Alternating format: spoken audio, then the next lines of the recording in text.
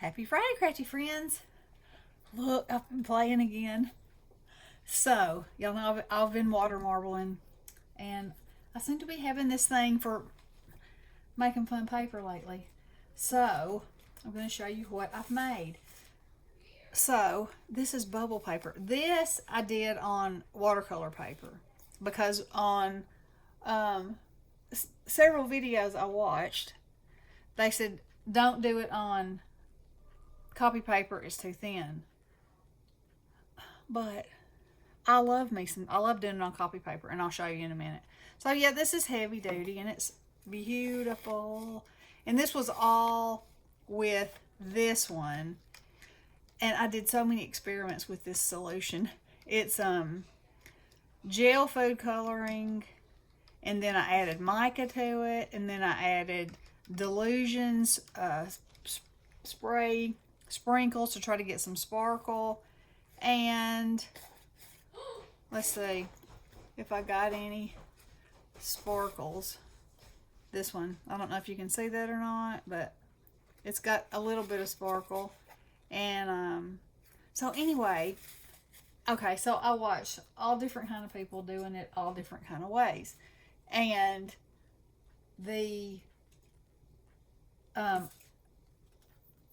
like some people would blow the bubbles, fill this up with bubbles, and then scoop it off onto the paper and let it do what it wanted to do. Some people would not add color or paint of any kind to their bubble solution and drip watered down paint or ink over the top of it, but it just wasn't giving me what I wanted. So let me show you so this is on copy paper, and I think that's gorgeous.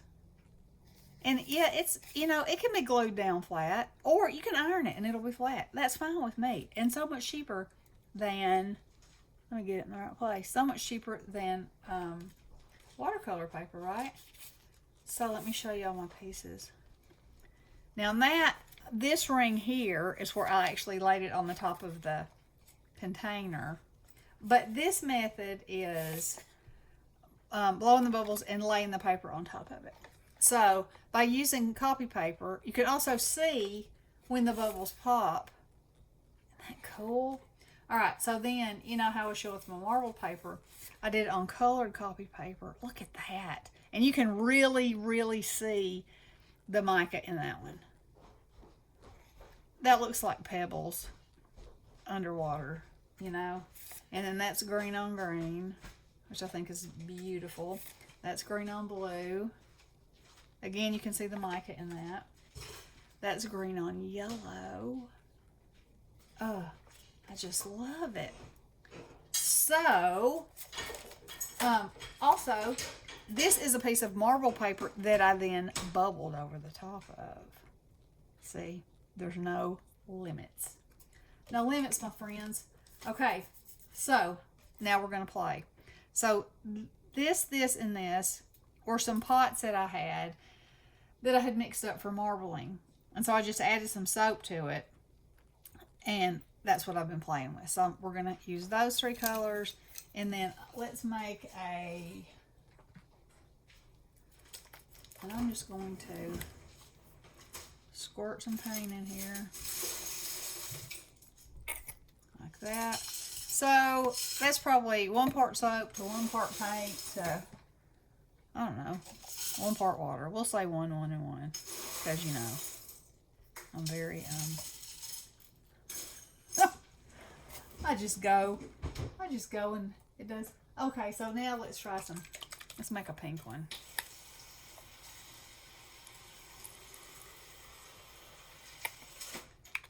Okay. Now then. Oh, it's knocking at the back door, baby. Let's add some water to that. Like that. Okay. So now we're going to stir, stir, stir, and stir.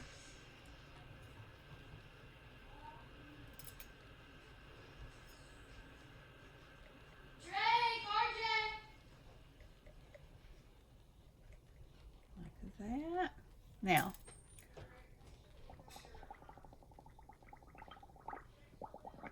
let me move these out of the way. So, see how the bubbles look? There's color in them. If you don't have enough paint, you'll know because your bubbles will just look clear and what's under it will be your color. Okay?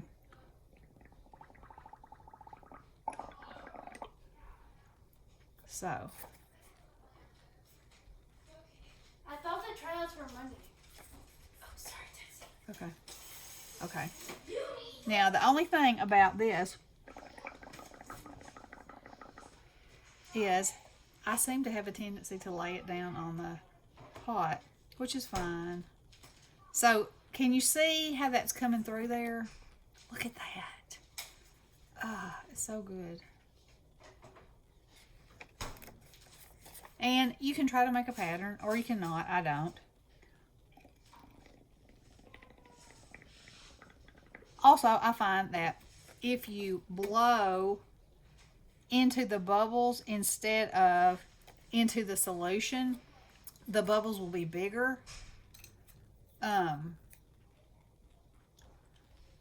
That's not in. You see, I'm having a hard time here because I got too much. I want to be able to use all the colors and show you, and I have a limited space, and there's kids over here playing, and you know.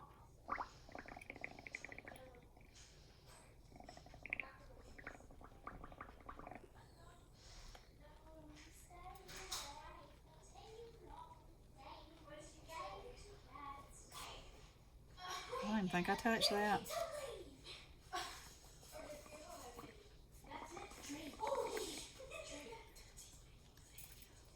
Okay. Now, that doesn't look like much right now. And I could probably put a little more paint in there, but see how if you blow down into the solution, you get little bitty bubbles. But if you blow into bubbles, you can get bigger bubbles. And see, I don't think I have enough paint in there because I'm not getting, there's very, very faint. Let's add some of this blue.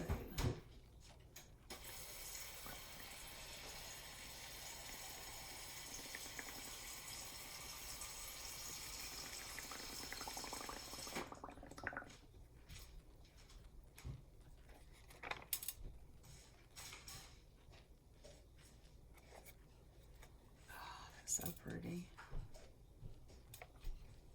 Look at those. Oh my. So for me, I think this is better than scooping some bubbles over onto your paper. I'll show you how that works, or how it doesn't work for me. Okay, so this person that I watched said you just rake them over. Well, in the raking process, you get a whole lot of smearage, and sometimes you'll get places like that, which you can go in and tap off, but I just like it the other way. Now, I think this piece is going to be beautiful, so I'm going to set it to the side and let these bubbles pop, and we'll carry on with a couple more. And then I've got a piece of paper that I've marbled over here that's very pale that I'm going to go on top of it with. Sometimes don't you just wish you had a space that was so big? I do.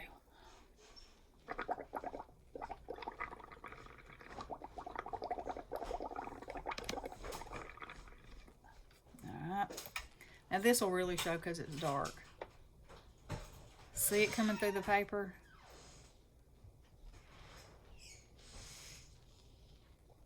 Now look. Oh, I just think that is beautiful.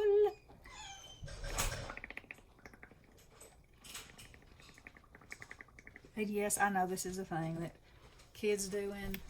Cool. All kinds of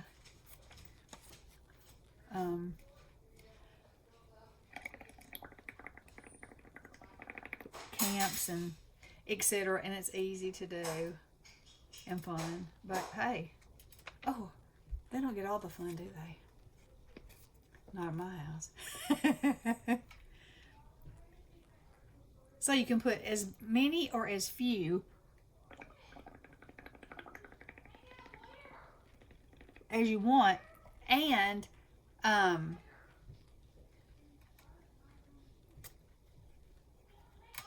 think this needs more paint.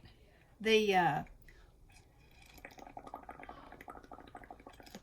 some bubble artists use they go back and look at the images like a cloud, like you would look at a cloud, and turn it around until you think you can see something, and then they add parts and draw parts on, which is pretty cool. Let's see.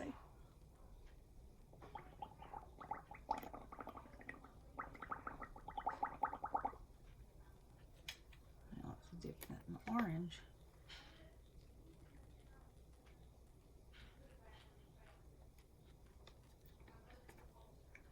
Or bubble yourself, you know? Because why not?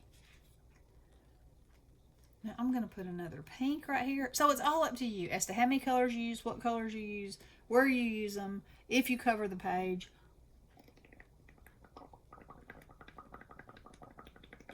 Also, you can come back after it's dry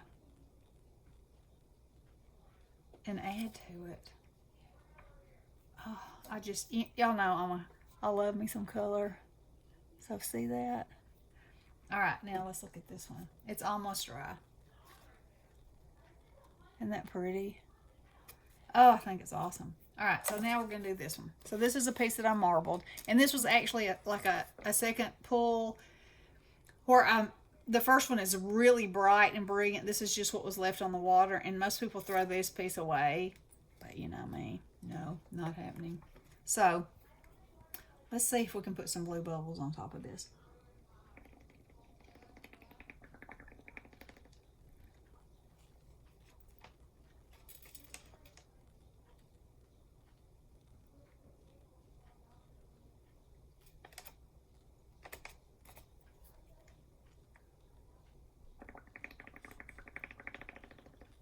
The thing is with having bigger cups like this one, obviously you have more bubble surface to capture. And so that does make a difference.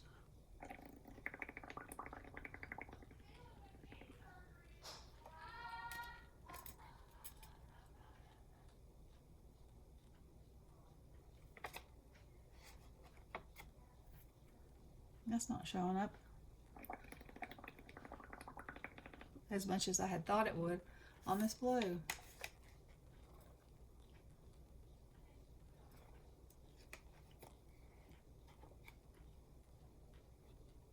I'm going to add some purple to it, I think.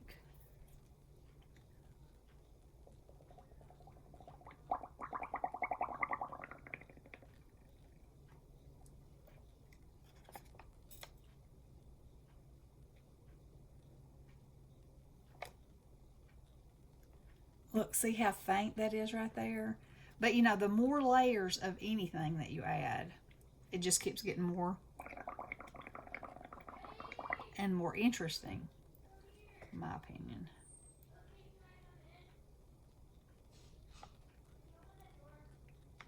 See? Oh, yeah, I love it.